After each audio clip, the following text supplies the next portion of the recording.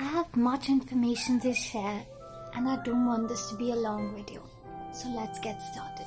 Yeah, and I've decided from now on, I will try to tell you guys what I'm wearing on my skin while I'm shooting the video.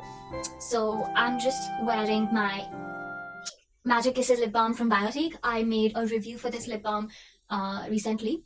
And on top of that, I'm just lightly wearing this L'Oreal Paris color Riche, I think. It's a red lipstick that I'm wearing, as well as on my cheeks. That's all I'm wearing. Rest is all just my daily skincare routine, which I'm wearing on my skin. There's no makeup or anything. First things first, let's begin with the basics. This is a silicone-based sunscreen, not water-based. It is fragrance-free, because of which maybe it has a chemicalish sort of fragrance, but that is totally bearable for me. It's totally fine, no big deal. It claims water resistance of some sort, I don't know what sort, up to 8 hours, but obviously I would insist that if you are sweating too much or you're playing some water sports or your skin got wet, definitely reapply immediately. It's a SPF 50 PA triple plus rating, which is pretty decent. I mean, that's generally what we get. I mean, SPF 50 is supposed to be good enough. Talking about SPF, there is no way we lay people can actually test whether a product actually has SPF 50, and it's much more complicated than that. So I'll talk about that topic in a while. It has 25% micronized zinc oxide. Micronized zinc is like zinc which has been broken down, I think, into nanoparticles, just so that it can go deeper into the skin and basically offer a better form of protection. So, and 25% micronized zinc is actually the maximum limit recommended for zinc to be present in a sunscreen. So that's a good thing. I mean, it has all the good zinc which we need, and zinc is actually the only sunscreen agent in this sunscreen. So it's a physical sunscreen. It needs to be stored below 30 degrees. So if during winters, you can just store it at room temperature, but in summers, I think you would have to keep it in the refrigerator, not in the freezer, because it cannot be frozen. Then it needs to be applied 15 minutes before sun exposure. That's what the company recommends. Being fragrance free, it's really good. I think that part is really good for sensitive skin, which includes acne prone skin, because fragrance is said to be a major irritant and it's supposed to not be good for skin. Coming to ingredients. So I think the brand has, in the recent past months, reformulated this product, maybe because I saw 2 different lists of ingredients, and my tube is from the batch of September 2020.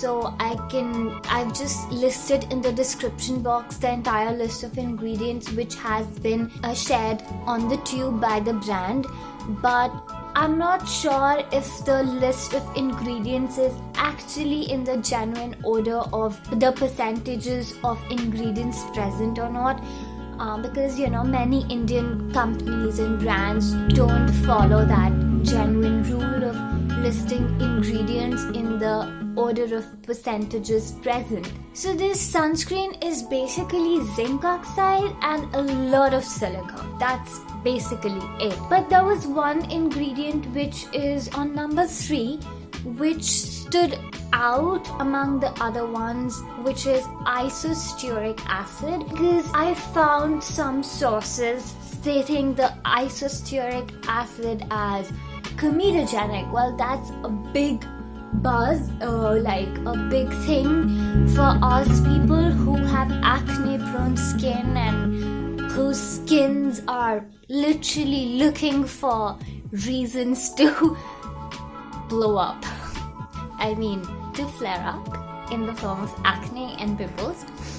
So we just have to be extra cautious, and since this sunscreen is in the medicated category, dermatologists recommend it, film stars use it, and it says that this sunscreen is safe for sensitive skin. Acne prone skin is sensitive skin. I don't know, I mean, that's just something which stood out and I wanted to share with you guys In my experience of using this sunscreen, yes, I have had acne in the period when I've been using this sunscreen, but I cannot tell you with any surety or guarantee if that acne was due to this sunscreen or was it some sort of purging due to me incorporating like lactic acid as an active ingredient into my skincare routine. Yeah, I mean, it's so hard to say, that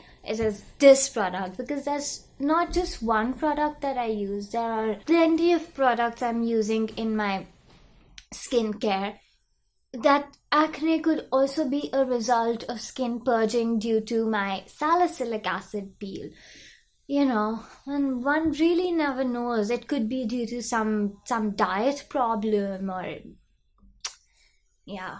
Now, if you're wondering, like, how effective is this sunscreen? So let me bring an important fact about sunscreens to you, which I realized is that it is so hard to tell whether any sunscreen or any moisturizer marketed as a sunscreen is doing for you. You can only tell that in the long run. At least it takes you 6 months to try out only that particular sunscreen so that you can come out and say that this sunscreen works or it does not. You know why?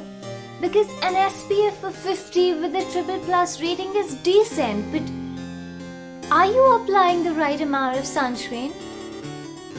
Or, I hope you guys know, you've landed on this video and I'm hoping that you do have some sort of knowledge about sunscreens and that we're supposed to apply 2-finger lengths of sunscreens on our face.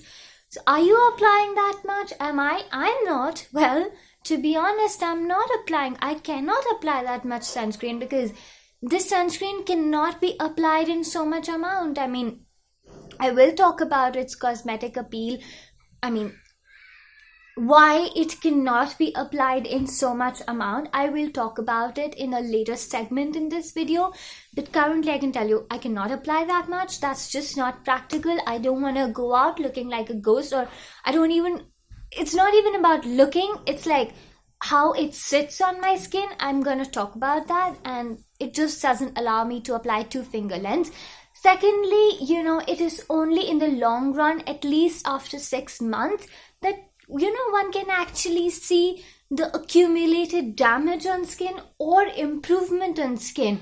Because what does sunscreen do? It protects you from aging and pigmentation, dark spots forming on your skin.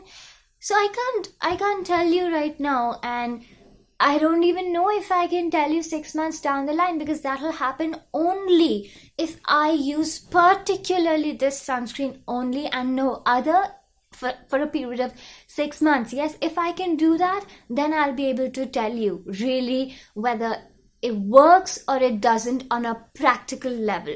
Because really, sometimes the ingredients are amazing, they're fantastic, but maybe the formulation is not as good.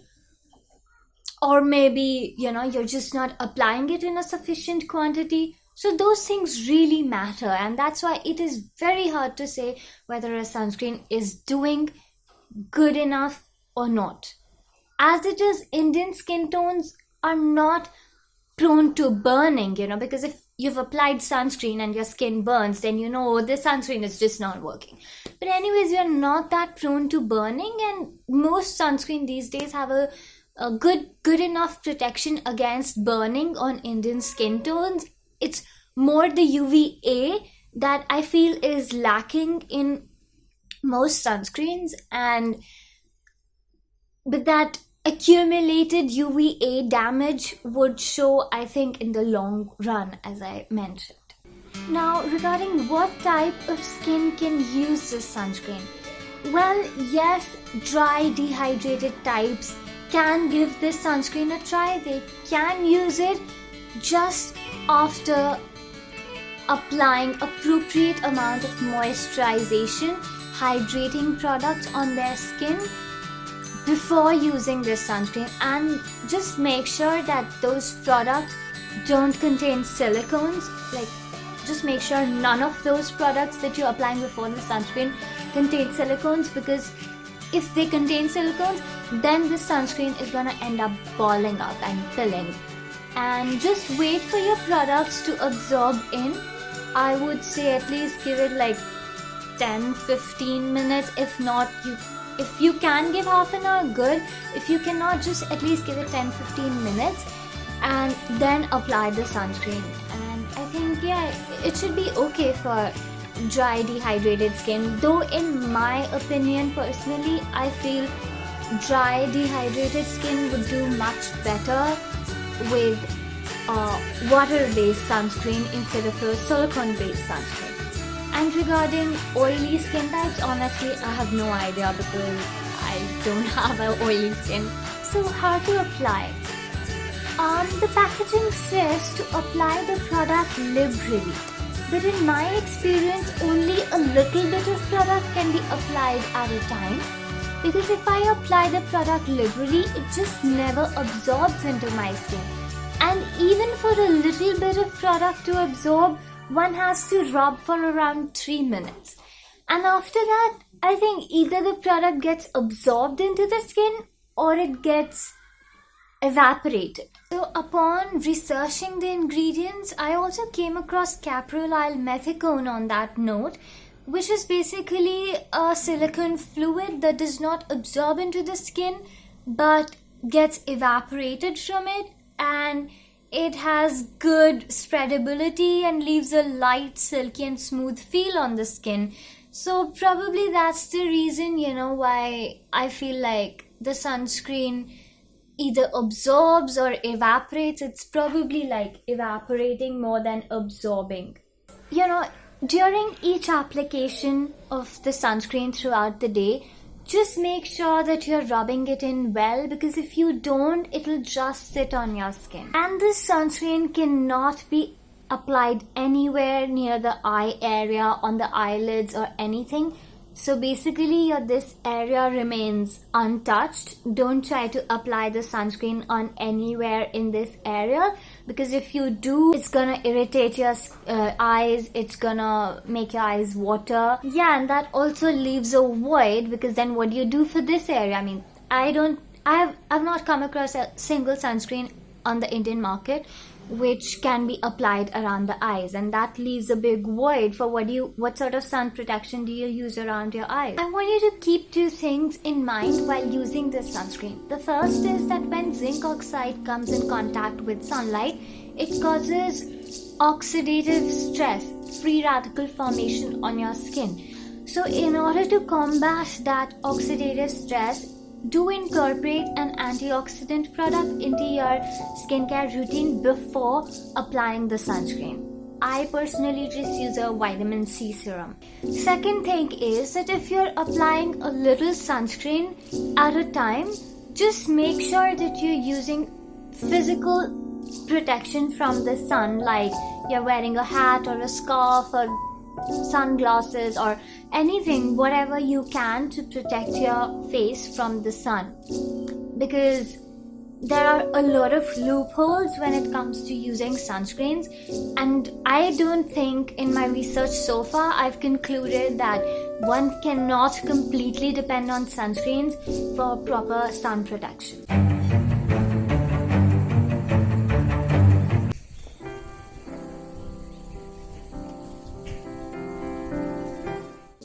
Now let's talk about the cosmetic appeal of this product, and that's a big thing because cosmetic appeal is a big hurdle when it comes to sunscreens. Not a lot of sunscreens are able to meet appropriate protection standards as well as a good cosmetic appeal. So this is actually the determining factor, I think, which determines whether a person is going to repurchase a sunscreen or not. If you don't like the texture of silicone-based products, then this sunscreen is definitely not for you. Personally, I found that this sunscreen, being silicone-based, simply just sits on my skin if I apply it liberally, whereas if I use a water-based sunscreen, then it absorbs much better into my skin. I saw the ingredient list of Curé's sunscreen and I found that it was water-based and did not have any silicones at all. So I think I'm gonna be giving that sunscreen a try really soon, and you can check this space out for information regarding that sunscreen in the future. You can subscribe to my channel and hit the bell icon and select all, just so that you can get notifications whenever I post a video on this channel. So if you're not applying thick layers, then after every 2 hours you can apply a layer of this sunscreen. It has a chemicalish smell, but nothing that bothers me too much, and it might leave behind some white streaks also, but again, nothing that bothers me too much. I mean, it's just bearable. So the big point of this sunscreen is that if you're using any product containing any silicones under the sunscreen is just gonna pill. In order to avoid that, you have to only use products under the sunscreen which are silicone free. Now, will I repurchase this product? Probably not, because I'm more on the lookout for water-based sunscreens which are free of silicones. It's just my personal preference for my skin type. Different skin types need different products, just keep that in mind. And yeah, I need a product which I can apply liberally and absorbs well into my skin. I figured that those two things don't happen with this sunscreen. If I apply liberally, it won't absorb, and for it to absorb, I must apply a really less amount. So yeah, I mean, probably I would not repurchase this sunscreen.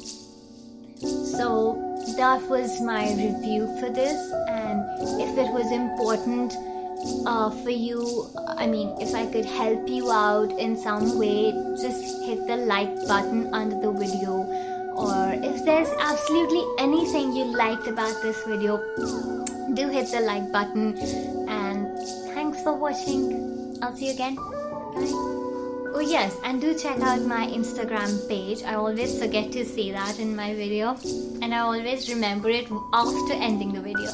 So do check it out. In case you like it, you can follow me on Instagram too.